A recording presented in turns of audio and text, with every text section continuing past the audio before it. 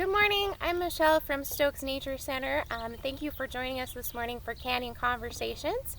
I'm here to talk to you a little bit about citizen science and how you can get involved in a current citizen science project going on right now.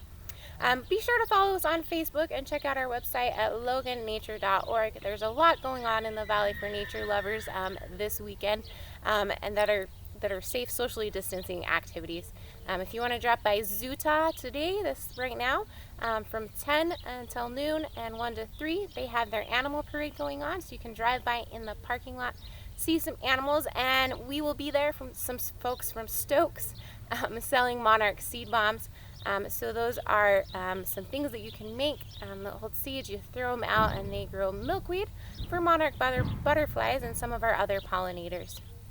So let's delve into what citizen science is and how you can get involved with us. So anyone and everyone can be a citizen scientist. It can be a family activity. It's really fun for kids and the whole family. So it's a really great way to kind of crowdsource data and get a lot of observations about the natural world around us and what's happening. So scientists more and more these days, they rely on that with technology like our cell phones and tablets. It's really easy to get involved and they're able to collect a lot of really useful data. So some background on citizen science. It's been around for a long way because it is so useful for collecting information. So clear back at the beginning of America, Thomas Jefferson actually collected weather observations. He set up a system in every county in Virginia to collect weather observations. So some of the first citizen scientists.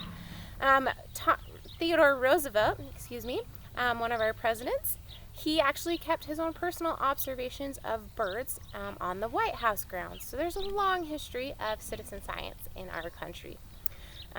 One of probably the best known projects is the Christmas bird count. So it's been going strong this will be its 120th year. It started in 1900 with just 27 people spread across North America here collecting bird observations. Last year in 2019, over 30,000 people made observations and they were able to record over 2,600 different species of birds. So scientists are able to use that information to study bird migration patterns, where the birds are going, and what is impacting that. So how different bird populations are doing, is climate change or are our actions impacting that? So we actually right now are in the middle of the International City Nature Challenge. So we've been calling it the Backyard Bio Blitz. Due to the COVID-19 situation, we've had to change it a little bit, but you can still get outside and get involved in it. So it is happening worldwide. People all over the world are participating in it. So we are part of the Wasatch area. We're working with cities along the Wasatch Front to document all the living things here in the Wasatch area. So it is really simple to get involved in. The International Nature Challenge, it began in 2016, so it's a little bit of a newer citizen science project, but it has blown up. The goal of it is to document the biodiversity within urban environments. So you simply just need to step outside into your backyard and I'll show you how you can participate in that. Or if you do want to go up the canyon or somewhere, hit a trail, go out to maybe a fishing hole or somewhere that you like to frequent, you can do it there as well. Just remember to be safe, keep our social distance from those that aren't in your household. So last year in 2019, that International City Nature Challenge had over 30,000 people participate and make observations. We had over 1 million observations were made and over 31,000 different species were observed. So you can see it's really helping us to document what we are finding in our cities and our own backyards. So I'm going to show you really quickly, talk to you about how to get started. So you just need a cell phone, a tablet, some kind of technology, and then you're going to want to download the iNaturalist app. Below this video, I'll include links to our iNaturalist page, as well as some online tutorials to show you exactly how to do it. It is really simple. Once you download that app and set it up, you can open it up It's just an icon that looks like a green bird. And then you can add an observation. So observations can be any living thing around you.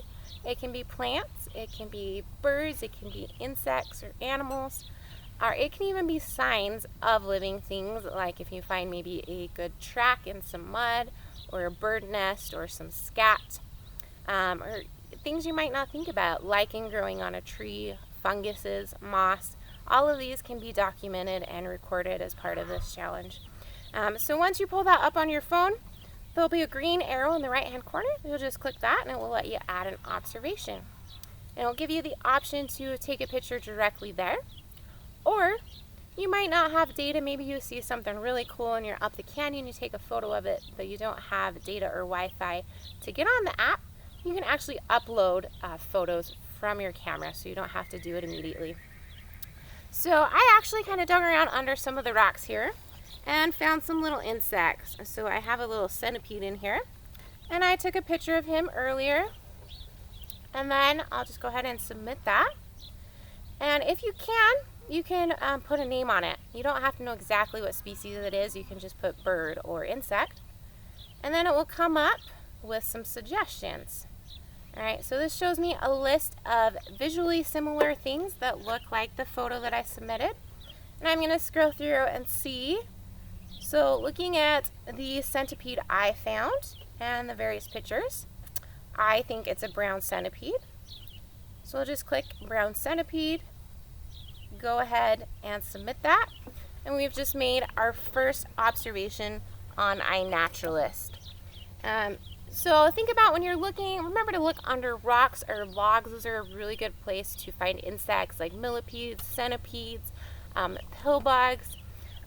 If you happen to have like a butterfly net, this is really fun, particularly if you want to get the kids involved. You can try and catch some moths or butterflies. And if you have any kind of clear container, that'll help you kind of keep them contained just long enough to get a photo of them, and then we'll let them go back into their native habitat. You can even also, if you have a hand lens or a magnifying glass, that's just even funner to get a really nice close-up look at some of those little tiny things, living things that you might be finding and recording in that iNaturalist app. So you might be wondering what the point of all this is. Why do we want to document all the living things that are around us? It's really important information to help us monitor the health of the environment around us, and to make decisions. So we can't know what we need to do to maybe protect a species if we don't know where it's at or what it's doing. So through all the data that everyone submits through that app, we might be able to determine that maybe we need to protect an area because of an endangered species. Scientists and managers might be able to make that decision. They might be able to track the spread of invasive species, so those could be things like zebra mussels or Phragmites, an invasive grass, that can spread and outcompete some of our native plants and animals. So that might help them to see where that's spreading to and maybe help stop things like that. It's going to help us track migration patterns and different behaviors. And because of technology, so many people can do this. You may even get a chance to see something really rare, maybe some breeding behavior or some chicks in your backyard that maybe we don't see that commonly, and submit. And scientists can get on and scroll through all of these many observations, find the observations that are relevant to whatever it is they may be researching, and then that way they're able to collect a lot of data in a lot of different locations through you, the citizen scientist. So I encourage you to download the iNaturalist app and get started. The Bio Blitz Your Backyard City Nature Challenge is happening now through April 27th through Monday. But you can stay involved year-round with the iNaturalist app. It's a great way to learn about the nature surrounding you and get to know what's in your own backyard. We do on our Facebook page, on the Stokes Nature Center Facebook page, post weekly iNaturalist challenges on Monday. So if you want to follow that, you can keep doing that with us every week. And I encourage you just to get outside and really enjoy the environment around us. This is one way that we can be better stewards of nature through learning about it and helping out our scientific community. So enjoy being citizen scientists this week. tune in just a couple weeks. In 2 more weeks, we will be back for our next canyon conversation. Stay safe out there. We'll see you next time. Bye.